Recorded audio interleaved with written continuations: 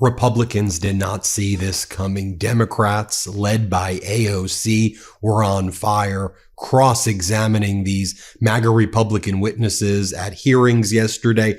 Obviously, I showed you the explosive hearing yesterday involving Kash Patel in the Senate. But let me show you what went down in the House of Representatives before the House Energy Committee. Let me show you what AOC's cross-exam of a guy named Jeffrey Novak, the acting general counsel and principal deputy general counsel of the EPA, looked like. AOC was just spitting the facts. She was saying, do you know how many jobs have been lost due to Donald Trump's closure of clean energy projects in the first half of this year alone? You know how many jobs he's costing the United States? Watch AOC go to work. Play this clip. Do you know how many jobs have been threatened or lost due to the Trump administration's closures of clean energy projects in the last 6 months or so, the first half of this year?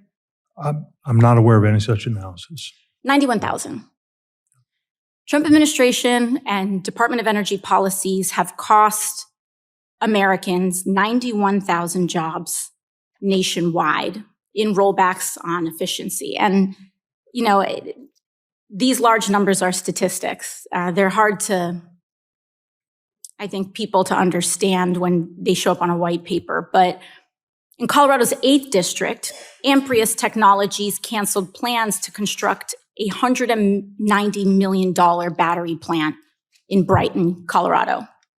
In that same district, actually, another company, VSK Energy, canceled plans due to the Trump administration, canceled their plans to build solar panels, and they scratched a $250 million investment and up to 900 jobs in that same district.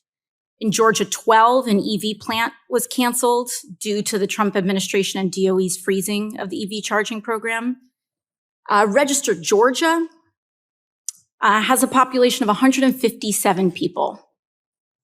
They lost out on 166 jobs. They lost more jobs than they have people in that town because of the cancellation and war on renewable energy and clean energy here. In that same district, a copper foil manufacturing plant went bankrupt as a result of these rollbacks, and Augusta, Georgia lost out on 350 jobs. And I mean, the list goes on. In South Carolina, 250 jobs when a construction of an EV plant in Florence was halted due to DOE's freezing of funds.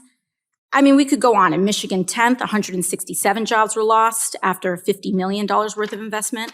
These are all freezes in renewable and clean energy construction and development projects. This is an industry that has been a source of jobs and growth. This administration, the Trump administration, is destroying the American economy, destroying American jobs. 91,000 jobs in this sector alone. I have one simple question. In these towns and areas, what is the DOE's plan to replace those jobs in those affected areas?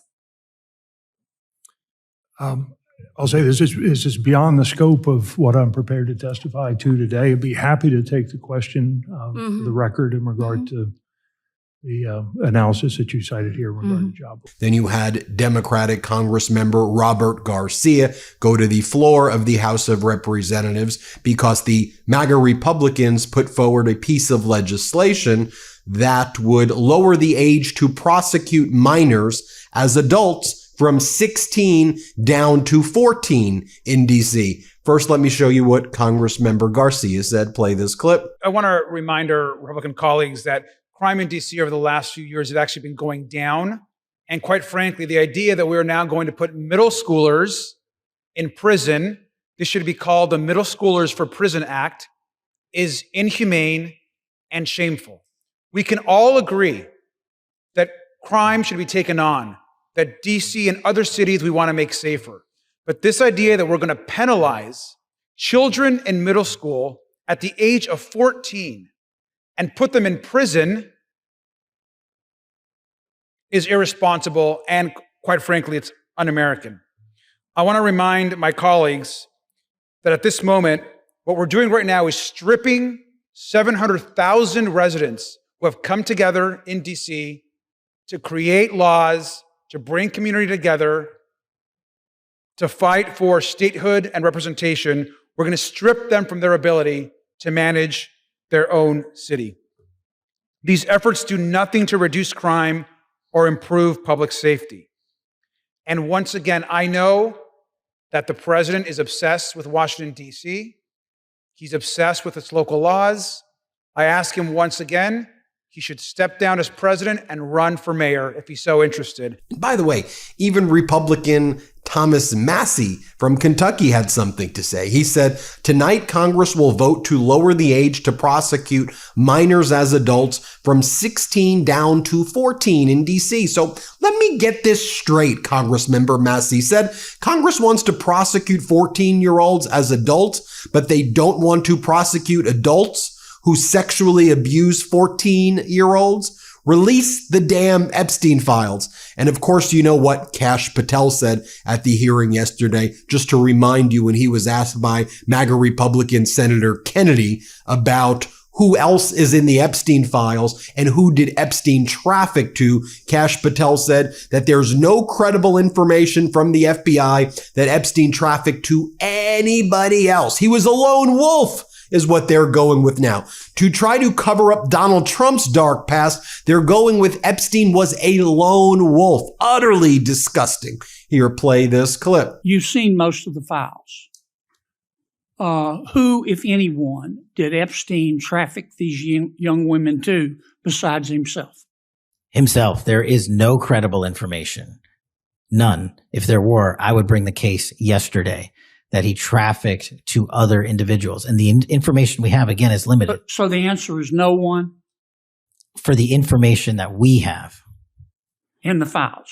In the case file. Okay. All right, I'm just going to say it. I'm obsessed with laundry sauce. I never looked forward to laundry day until I started using their pods. The Mojave peach scent is unreal. It starts with this bright mandarin and cinnamon, and then you get that juicy peach with a little sandalwood and vanilla at the end. It literally smells like you're stepping into a 5-star hotel every time you open the dryer. And it's not just the smell. These pods actually work. High performance clean with a high-end fragrance that lasts all day. Plus, they take all the guesswork out of it. You just toss in one pod and go. If you want something a little more citrus and crisp, go with the Italian bergamot. Something a little more tropical and chill, Indonesian patchouli is incredible. They also have a scent quiz on their site so you can find your new signature. For a limited time only, our listeners get 20% off your entire order when you use code MeidasTouch at laundrysauce.com. That's 20% off your order at laundrysauce.com with promo code MeidasTouch, MEIDAS20. After you purchase, they'll ask where you heard about them. Please support our show and tell them we sent you.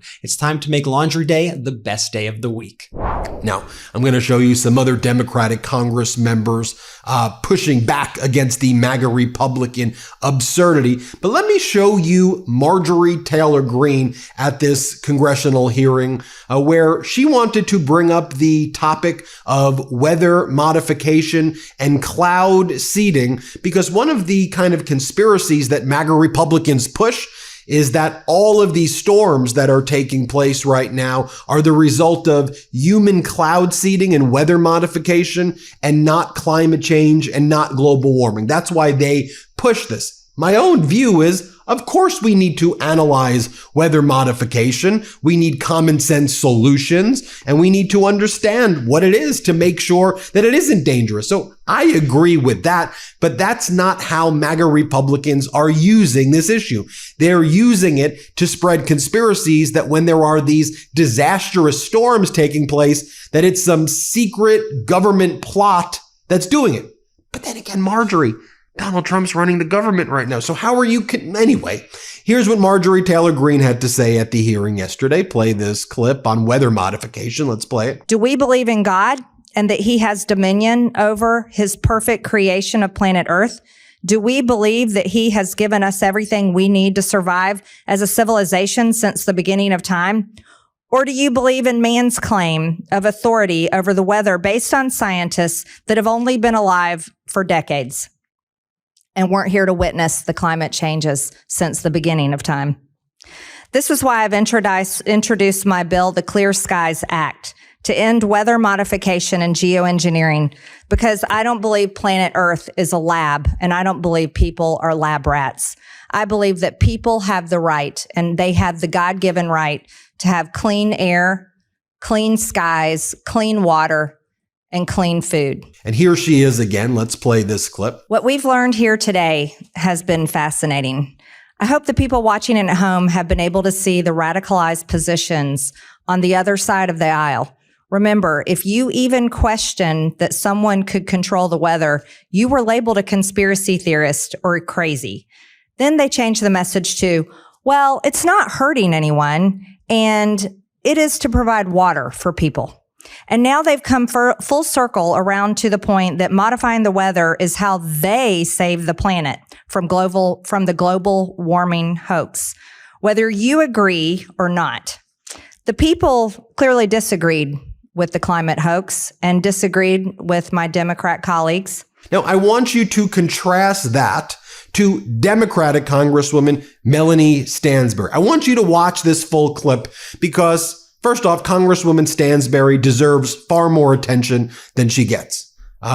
She is an incredible Congress member. She is diligent. She comes with receipts. She's fact-based. And this is the type of leadership that I want to see more of. Fact-based, science-based, data-based. Let's take a watch. Watch this whole clip. She says Doge is back. And what's the GOP up to? Rooting out waste, fraud, and abuse? Nope. They're using Doge to platform climate denialism and anti-science theories. You saw that right there. Here, play this clip. Doge is back, and there's going to be a lot to unpack in this hearing. But I think first and foremost, we want to acknowledge that the purpose of this subcommittee and why it was created in the first place by the majority was to root out waste, fraud, and abuse. That's literally the mandate for the Doge subcommittee. And I want to emphasize that we remain focused on that mission. In fact, we are working on a report on the waste, fraud, and abuse that we're currently seeing in this administration. And I think it's important to also recognize that we are 14 days from a government shutdown. And so I'm troubled to see that this subcommittee, which is designed to address government spending, to streamline efficiency of government programs, has strayed so far from its mission, especially as there's such pressing matters facing our country, including a government shutdown, the passage of the big ugly bill, which not only drove up the federal deficit by $4 trillion, but is kicking millions of Americans off their health care and about to make their health care premiums go up, tariffs that are causing inflation to go up and putting small family businesses out of business, an administration that's flouting the rule of law every day, and a total lack of transparency in the Epstein case as the administration has still refused to comply with the subpoena that this committee issued. So there's a lot of important things that this committee could tackle. And I would think that a topic involving environmental science would be more well suited to a committee that actually deals with science or environmental issues.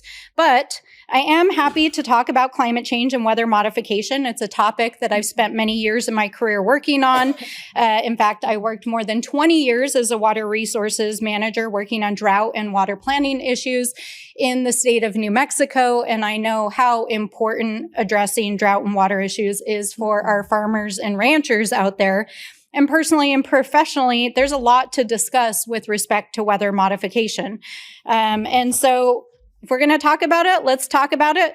Certainly, there's a lot of Doge-related topics we could talk about with respect to climate change and weather programs, including the dismantling of climate, natural resources, and emergency response programs, the firing of federal officials, dismantling of EPA, the illegal freezing of federal funding, removal of the U.S. from international climate agreements, dismantling clean energy programs, catastrophic response to natural disasters, including what we saw in Texas. And all of these topics would be ripe for an oversight hearing. So I hope that we can use this hearing to discuss some of those issues. But with respect specifically to whether modification, whether it's cloud seeding or other technologies, I actually agree with many of the assertions about the need for further discussion, further science, and potentially further regulation of these particular technologies. But it's important that we distinguish between fact and fiction, between clickbait and real solutions. So let's talk about some facts. Weather modification and cloud seeding, as was mentioned, it's a real thing. It exists. It has been practiced in varying forms since the 1940s.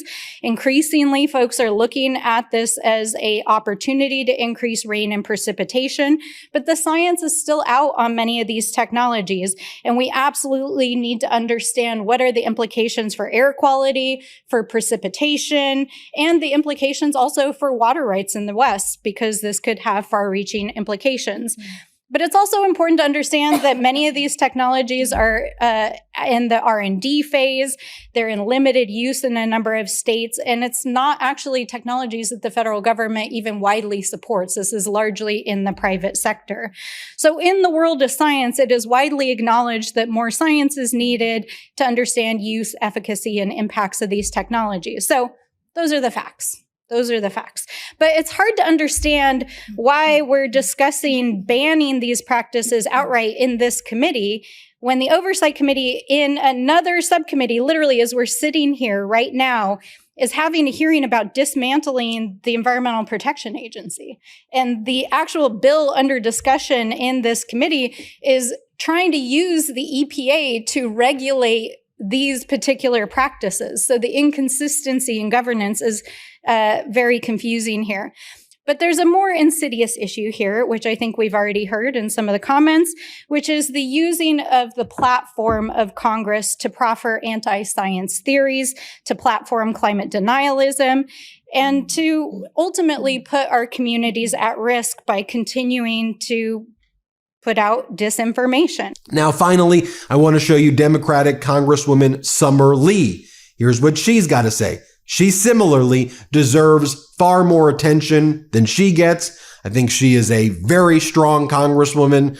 She's always calling out the lies. And what you notice the difference is that Marjorie Taylor Greene is out there in that performative way, attacking science, attacking common sense. And here you have these Democratic Congress members just speaking to the people about actually helping them. Just imagine that, Congress members helping the people. Here, play this clip. I believe we incarcerate too many people in this country. I believe the criminal legal system disproportionately harms communities of colors and people without resources. I believe we should be skeptical of expanding criminal penalties as a first resort.